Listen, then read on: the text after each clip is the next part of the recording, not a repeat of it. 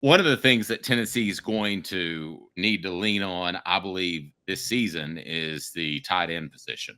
Now, the tight end position has not been grand since 2022.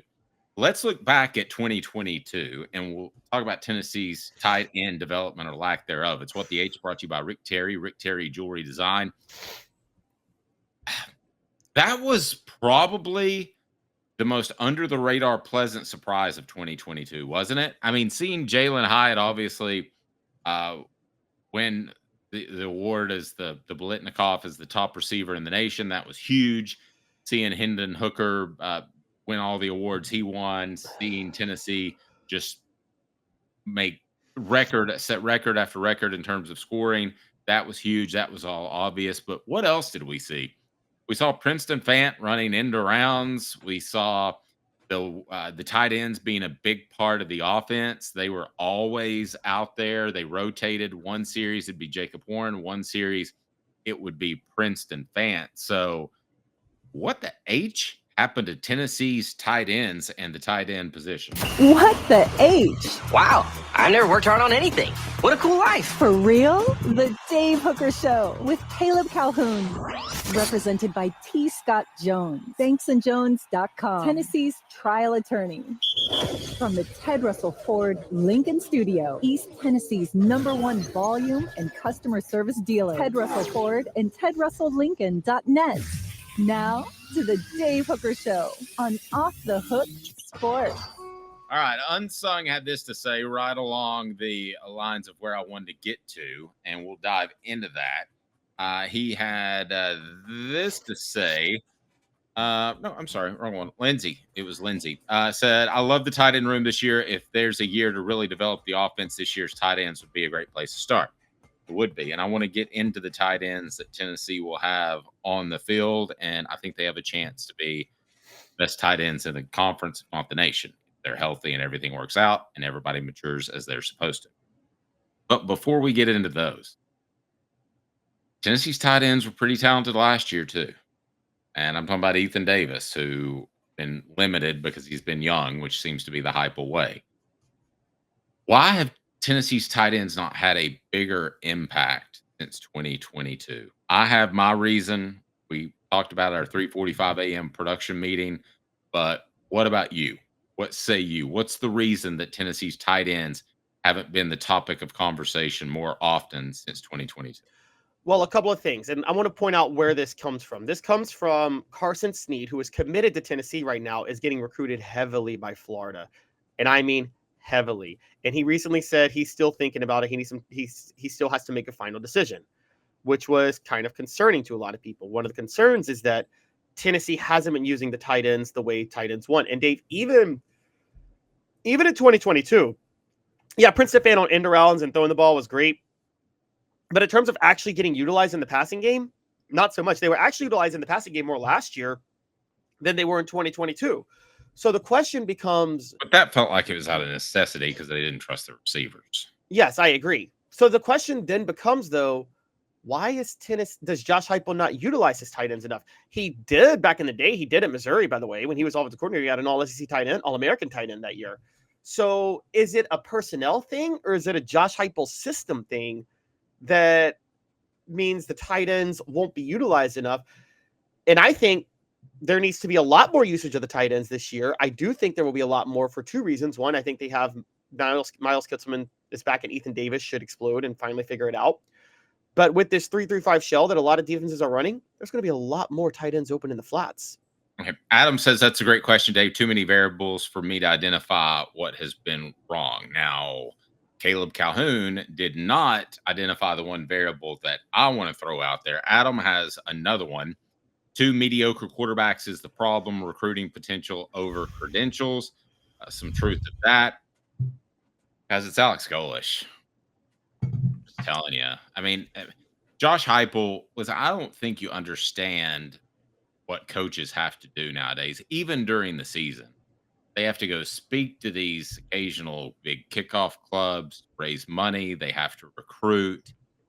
You need a solvent, if not ingenious, offensive mind sitting there thinking offense all the time. And that's what Alex Golesh was doing why Josh Heupel is running the program. I'm not going to argue that Josh Heupel is the ultimate offensive mind in this program. He is.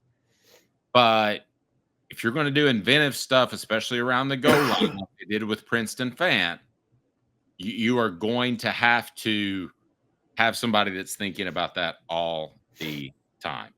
And I'll tell you something else. What the H brought to you by Rick Terry and Rick Terry Jewelry Design, along the lines of what Caleb said. I don't think you want to lean too much on the tight ends. We'll take a look at what Tennessee has tight end wise. Again, what the H? Why hasn't Tennessee had more production from the tight ends? Brought to you by Rick Terry and Rick Terry Jewelry Design. Having been in the jewelry industry for a long time in the Knoxville community, I saw a need for a jeweler, a real jeweler. Our ability to do these designs has really been based on the customers bringing new things in and challenging us as a store. Our goal is not to tell anybody what they want. Our goal is to listen to what they want and then help them get there. Schedule your consultation today to get your special someone the perfect custom gift just in time for the holidays.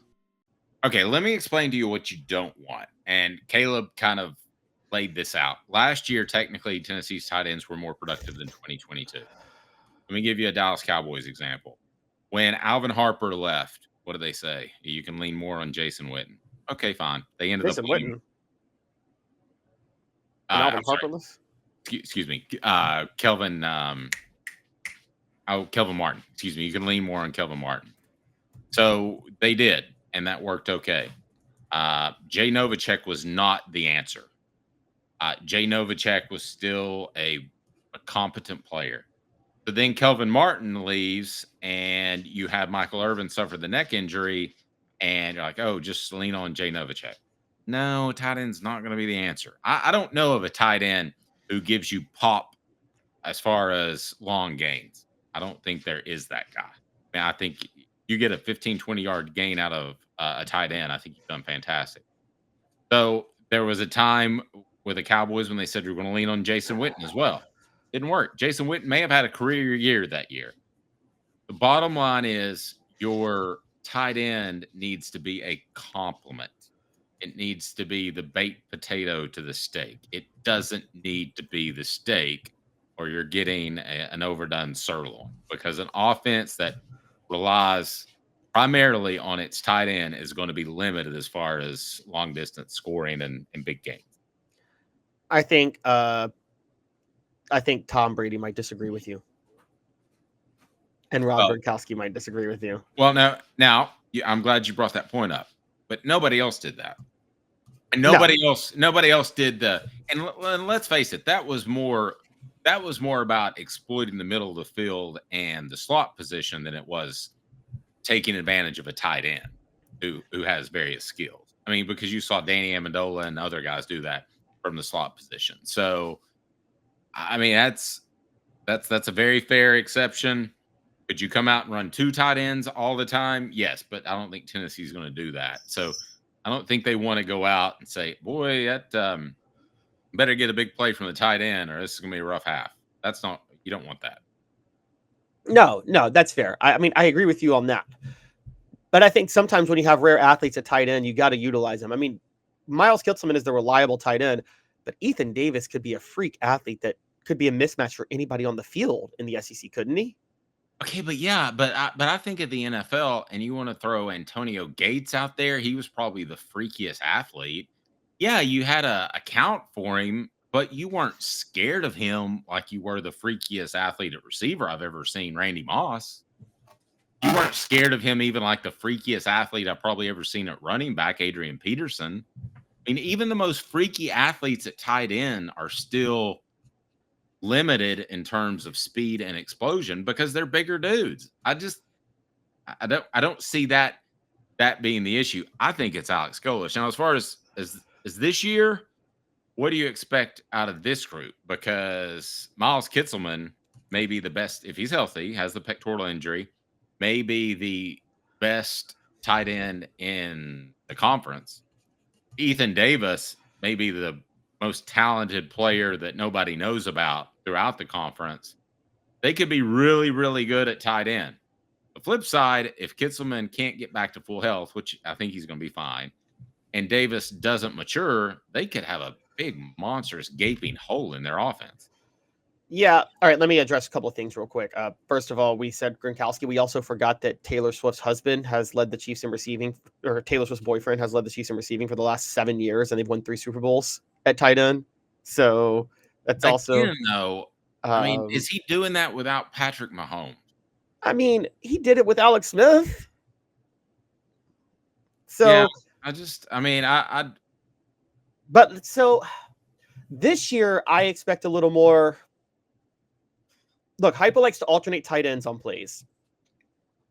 But I think together in a conglomerate, is it unreasonable to ask Kitzelman and Ethan Davis to combine for over 500 yards receiving on the year?